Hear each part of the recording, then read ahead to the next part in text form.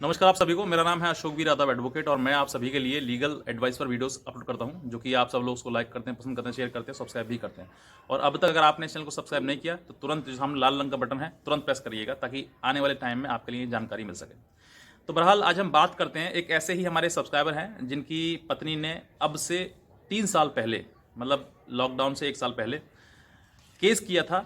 और जिस केस जो सेक्शन 498A और डीबी मेंटेनेंस, ये तीनों केस इनके ऊपर कर दिए थे। और इनकी शादी जो है वो सन 2016 में हुई थी। शादी के कुछ दिन बाद जो इनका डिस्प्यूट होने लगा, लड़ाई झगड़े होने लगे।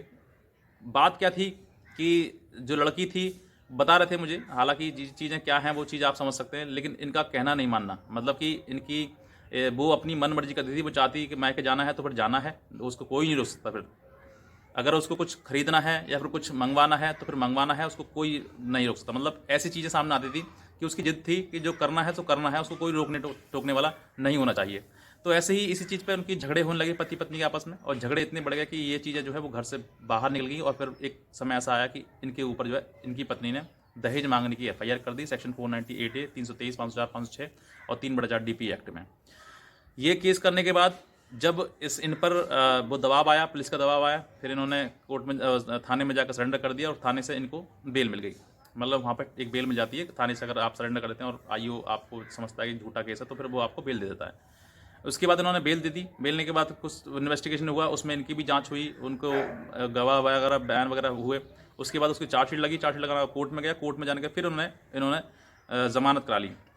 अब जो जमानत है, जमानत कराने के बाद जो है इनका अब ये सवाल जो हमसे है, वो सवाल ये है कि सर हमारी पत्नी ने हम पर केस कर दिया है और कई साल लगातार हो चुके हैं इसमें, और अभी तक मतलब हम तो कोर्ट में जाते हैं, हम तो कोर्ट में पेशी पर जाते हैं, तारीख लगाते हैं, ठीक है, लेकिन पत्नी हमारी ना ही तो कोर्ट में आती है और ना ही किसी प्रकार की कोई उससे वो हमसे बात वगैरह करती है। हम कई बार कोशिश कर चुके हैं कि कोर्ट में आके वो जो उसने लिखवाया है उसको साबित करे कि हमने दहेज मांगा है, तो वो साबित करे, लेकिन वो आती ही नहीं है कोर्ट में।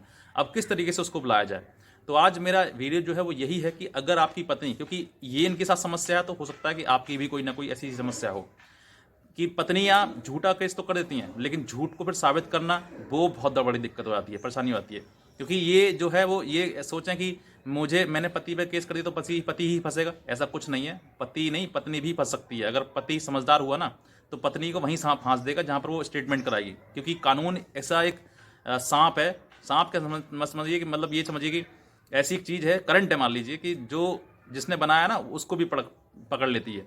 तो आप सोचें कि आपने केस कर दिया, तो केस करने के बाद आप सोचें कि मैंने तो केस किया है, मेरे पे कुछ नहीं होता। नहीं, आपके ऊपर भी आ सकता है। जो उसके गले में सांप पड़ा है ना आज, वो कल को तुम्हारे गले में भी आ सकता है।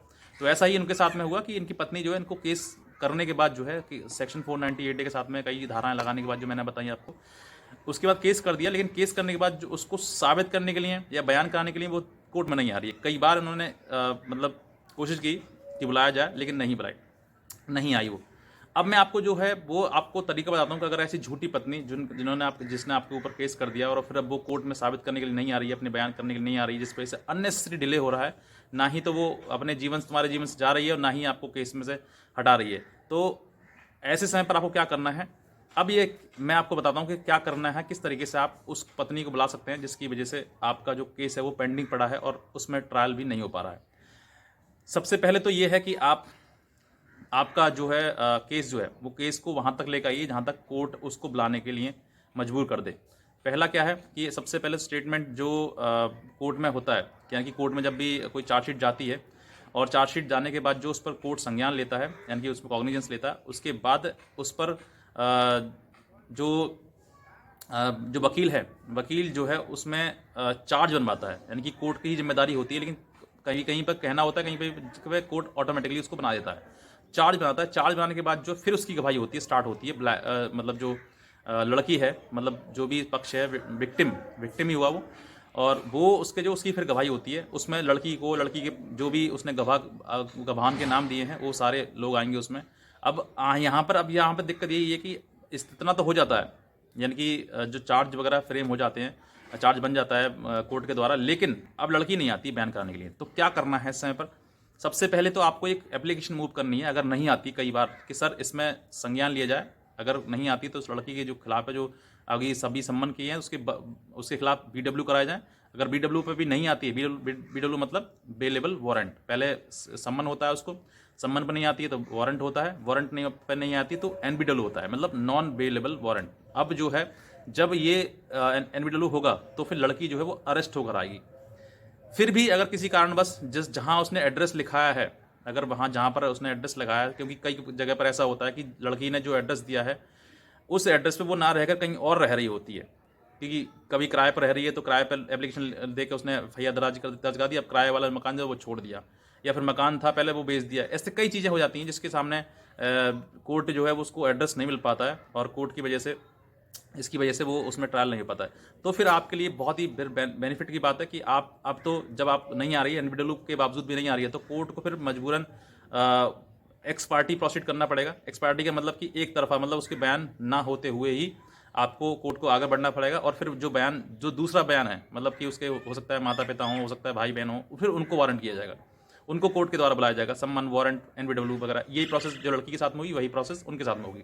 उनमें से कोई भी अगर आ जाता है, बहुत अच्छी बात है, तुरंत आपको कोर्ट, क्योंकि इस कोर्ट के द्वारा जो सम्मन जाता है उस पर तो आप उसको नेगलेक्ट कर सकते हो, ठीक है। BW आ रहा है उसको भी आप नेगलेक्ट कर सकते हो, क्योंकि पुलिस के पास पावर नहीं होती है अरेस्ट करने की, पुलिस की पावर सिर्फ अरेस्ट आपको मतलब इतला करने की पावर होती है। लेकिन NBW जब आता है तो पुलिस के पास पावर है कि गिरफ्तारी करने के लिए, क्योंकि वो जो है वो भगौड़ा हो रही है मतलब, और लगातार कोर्ट के बुलाने के बावजूद भी मतलब कोर्ट में जो है वो पेश अपीयर नहीं हो पा रही है। तो ऐसे में क्या है, फिर कोर्ट जो है वो स्ट्रिक्ट एक्शन लेता है, और NBW पास करने के बाद पुलिस को जो है वो अथॉरिटी मिल जाती है उसको गिरफ्तार करने की, और गिरफ्तार करके वो कैसे भी, जैसे चाहे वैसे भी उसको गिरफ्तार करके कोर्ट में पेश करेगी। अब मैंने बताया कि एड्रेस वगैरह चेंज हो गया है, या फिर कुछ किसी और चीज़ की वजह से वहाँ पर नहीं मिल पा रही है वो लड़की जो है, तो फिर कोर्ट आपके पक्ष में ही उसकी बयान ना करते हुए आगे बढ़ जाएगा।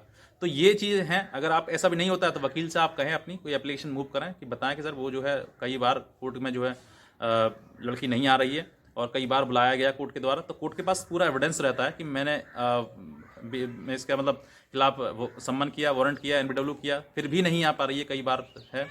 तो फिर जो चीज़ें हैं वो आपको बेनिफिशियल भी रहेगी, और आपको कोर्ट में प्रोसीडिंग वो फर्दर आगे बढ़ा दी जाएगी, और बढ़ाने के बाद जो फिर जब बयान ही नहीं होगा उसके, तो आप 100% उसमें एक्विटल ही होना है, मतलब आपको बरी ही होना है। तो ये आपके बेनिफिट की बात है।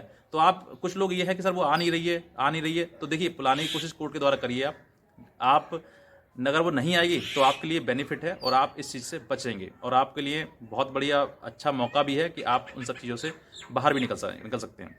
तो ये चीज़ें आपको समझनी है। और जो महिलाएं मतलब केस करने के बाद कोर्ट में नहीं जाती हैं, या फिर कोर्ट तो केस तो कर देती है, लेकिन कोर्ट केस करने के बाद जो फिर उनको बहुत सारा दिक्कतों का सामना करना पड़ता है, जिसकी वजह से वो परेशान होकर कुछ और सोचती हैं। तो फिर जो है, क्योंकि कई चीज़ों में ऐसा भी गया कि केस तो कर दिया, अब पता चली डिस्प्यूट ज़्यादा हो गया, तो फिर लड़कियां कहीं शादी कर ली या फिर कहीं और सेट हो गए वो, तो ऐसे भी चीज़ें सामने आती हैं। लेकिन वहाँ पर जो है फिर वो गवाही देने में बहुत ज़्यादा कतराती हैं, और सोचती हैं कि नहीं अब नहीं जाना वहाँ पर, क्योंकि ये झूठ होता है, और झूठ है तो फिर वो झूठ को साबित करने के लिए बहुत ज़्यादा चीज़ सामने आनी पड़ती है। तो अब बस यही है कि ये तरीका है आपको कि आप, अगर आपकी पत्नी नहीं आ रही है, कोर्ट में नहीं आ रही है, तो आप उसको इस तरीके से आप बुला सकते हैं, जिसमें कि वो उसको मजबूरन आना पड़ेगा, और फिर कोई रास्ता नहीं है उसके पास में कि वो बच जाए। तो बस मैं इतना कहना चाहूँगा। बाकी अगर आप ये जानकारी अच्छी लगी है तो आप इस चैनल को सब्सक्राइब करिएगा, और दूसरे लोगों तक भी शेयर करिएगा, ताकि और भी लोग इस चीज़ से जागरूक हो सकें, और जिनकी पत्नियां कोर्ट में नहीं आ रही हैं वो भी इस तरकीब का मतलब इस्तेमाल कर सकें। तो बस मैं इतना कहना चाहूँगा। बाकी आज की वीडियो देखने के लिए आप सभी बहुत बहुत धन्यवाद।